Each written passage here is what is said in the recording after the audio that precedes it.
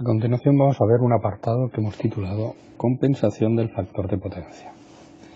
Hemos visto que la potencia aparente es un vector cuyo ángulo con el eje de abscisas, que es el real, es el mismo que la impedancia y que su descomposición en parte real y parte imaginaria nos da que la parte real es potencia activa en vatios y que la parte imaginaria es la potencia reactiva en voltio amperio reactivo.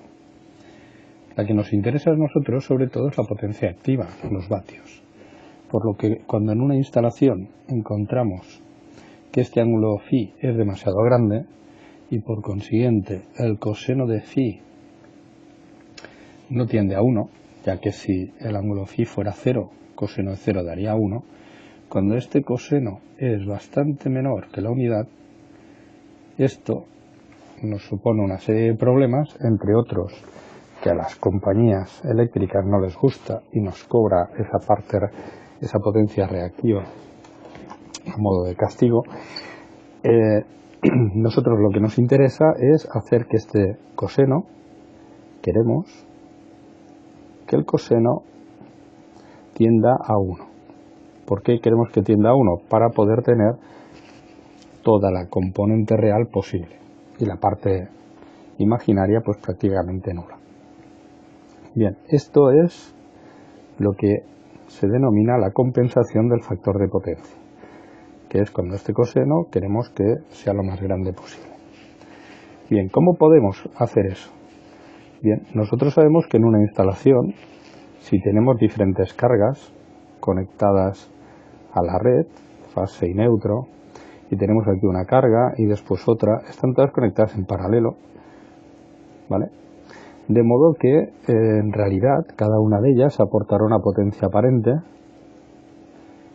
y la potencia aparente total no será más que la suma de las diferentes potencias aparentes. Aquí incluso, aunque tuviéramos cargas conectadas en serie, vamos a simular que tenemos más cargas, estas tendrían sus correspondientes potencias aparentes que seguiríamos sumándolas a las que ya teníamos, sin importarnos si están conectadas en serie o en paralelo, ya que lo que tenemos es energía consumida por unidad de tiempo y da igual cómo se esté consumiendo, es decir, que esté en paralelo se consume energía exactamente igual que si está en serie.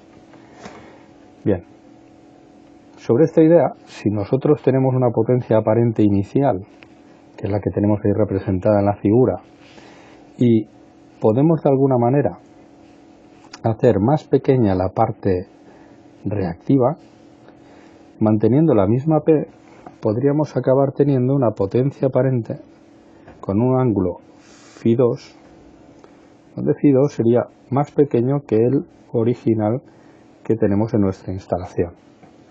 Y por consiguiente, el coseno de Φ2 sería mayor que el coseno de Φ1, a poder ser, pues, el que nosotros estemos buscando. Bien, ¿y cómo podemos conseguir eso? Bien, pues, si sabemos que la potencia aparente tiene como ángulo el mismo que el de una impedancia, sabemos que la potencia aparente de una resistencia es todo potencia activa. Luego, la solución no pasará por añadir resistencias al circuito. Si nosotros queremos poner una potencia aparente ligada a una inductancia, la inductancia tiene un ángulo 90. Eso quiere decir que todo lo que tendremos será una QL a 90 grados. Es decir, módulo una cierta cantidad, pero como es compleja pura, ya que tiene el mismo ángulo que su impedancia, J omega L es omega L fase 90, pues lo que tendremos aquí sería una Q que sumaría a la que ya tenemos.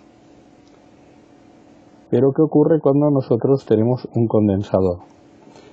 Pues en ese caso lo que tenemos es una QC, una potencia aparente que tiene el mismo ángulo que la impedancia de un condensador, que es menos 90, es decir, tendríamos una menos J QC, por lo que es lo mismo QC con un ángulo de menos 90 grados.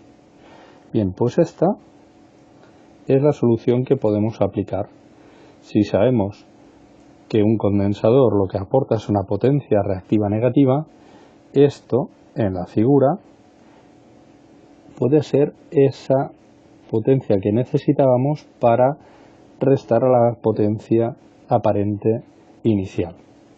De modo que la aparente final, más que la aparente, la reactiva, porque estamos trabajando sobre las reactivas, la reactiva final vendría a ser la reactiva que teníamos inicialmente a la que le quitamos la parte debida al condensador.